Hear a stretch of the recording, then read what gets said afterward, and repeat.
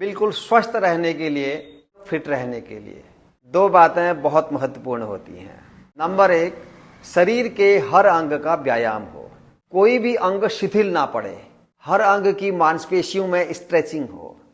और दूसरी महत्वपूर्ण बात है, शरीर के हर अंग की प्रत्येक कोशिका तक भरपूर मात्रा में ऑक्सीजन मिले, हर कोशिका तक अच्छे से ऑक्सीजन मिले। इसके लिए विधिवत प्राणायाम और शरीर के हर अंग का ठीक से व्यायाम हो, उसके लिए आवश्यक होता है अच्छे से व्यायाम और आसनों का अभ्यास। तो दोस्तों, आज के इस वीडियो में दो ऐसे ही महत्वपूर्ण आसनों के बारे में जानकारी दे रहा हूं। उन आसनों को परफॉर्म करके दिखाऊंगा, जिनका अभ्यास यदि आप नियमित करते हैं, आपके शरीर के हर अंग की स्ट्रेचिंग हो जाएगी, हर अंग को व्यायाम मिलेगा। और इन दो आसनों में यदि आप एक एक मिनट भी रुक जाते हैं तो ना तो पेट बाहर निकलेगा, न पाचन संबंधी कोई दिक्कत होगी, और रीढ़ मजबूत बनेगा। कमर दर्द, स्लिप डिस्क, साइटिका ऐसी कोई प्रॉब्लम भी नहीं हो पाएगी यदि हम नियमित रूप से इन दो आसनों को अच्छे से कर लेते हैं। देखिए कौन से हैं वो दो आसन। इन दोनों आसनों को हमने पीठ के बल लेट करके करना है। तो हम पीठ के बल लेट जाते हैं ठीक से इस प्रकार। तो पहला आसन हम करेंगे चक्रासन।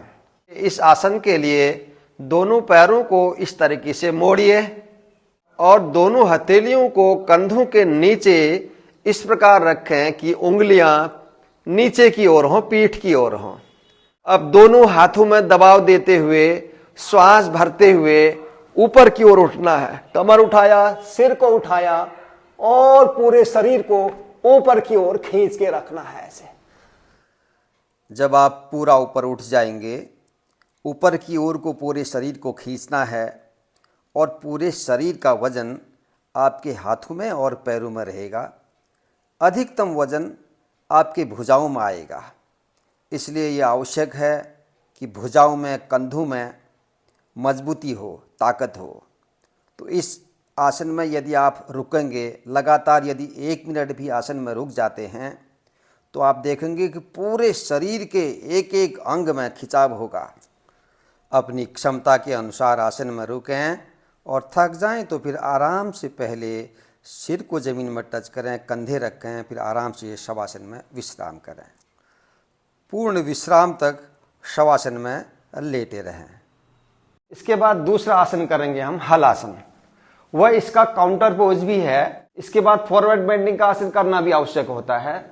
इसके लिए सीधे लेट जाएं, पैरों को मिला लें आपस में, दोनों हथेलियां शरीर के बगल में रखें, नीचे की ओर हथेलियां रहेंगी। श्वास भरते हुए दोनों पैरों को धीरे धीरे उठाएं ऊपर और 90 डिग्री में दोनों पैरों को ले जाएं ऐसे।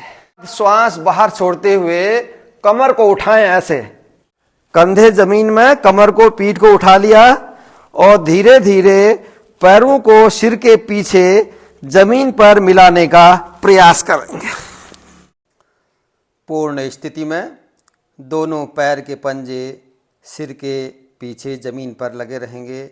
दोनों हथेलियां आगे जमीन में टिकी रहेंगी, घुटने सीधे हों। इस स्थिति में रुकने का प्रयास करें, श्वासें सामान्य चलती रहें। आप देखेंगे कमर से नीचे का हिस्सा पूरा मुड़ करके ऊपर की ओर हो गया है। पूरा दबाव आपके पाचन स्थान पर पड़ेगा, कमर में भी लचीलापन आएगा। तो यह है हलासन। और वापसी के समय आराम से श्वास भरते हुए कमर को धीरे धीरे नीचे रखें, पैर सीधे रहें और सिर ना उठे, और फिर धीरे धीरे पैरों को नीचे ज़मीन की ओर लेकर के आएँ। उत्तान पादासन की स्थिति और धीरे धीरे ज़मीन पर, और फिर अंत में शवासन में विश्राम करना है। पर्याप्त विश्राम होने के बाद आराम से बैठ जाएंगे। तो इन दोनों आसनों का अभ्यास 1 से 2-2 मिनट भी प्रतिदिन हम कर लेते हैं। इनके नियमित अभ्यास से कमर लचीली बनेगी, रीढ़ की कोई दिक्कत नहीं होगी, पूरे शरीर में ब्लड सर्कुलेशन बहुत अच्छे से हो जाएगा, पेट नहीं निकल पाएगा, कमर दर्द, साइटिका, स्लिप डिस्क की प्रॉब्लम नहीं होगी, शरीर के एक एक अंग की मांसपेशियों में स्ट्रेचिंग हो जाती है। हर अंग का ठीक से व्यायाम हो जाता है। तो ये दोनों आसन ऐसे लोगों के लिए हैं, या तो बच्चे हों, युवा हों, जिनको कोई शारीरिक प्रॉब्लम नहीं है, और या जिनका नियमित अभ्यास हो गया हो। ऐसे लोग इन दोनों आसनों का अभ्यास यदि नियमित रूप से करते हैं तो इनके अभ्यास से आप रहेंगे स्वस्थ और हमेशा फिट। आज के वीडियो में इतना ही। मिलता हूं फिर से जल्दी आपसे एक और महत्वपूर्ण वीडियो के साथ। तब तक अपने घर में करते रहें योग। सब लोग स्वस्थ रहें, प्रसन्न रहें। आप सबका मंगल हो। जय हिंद।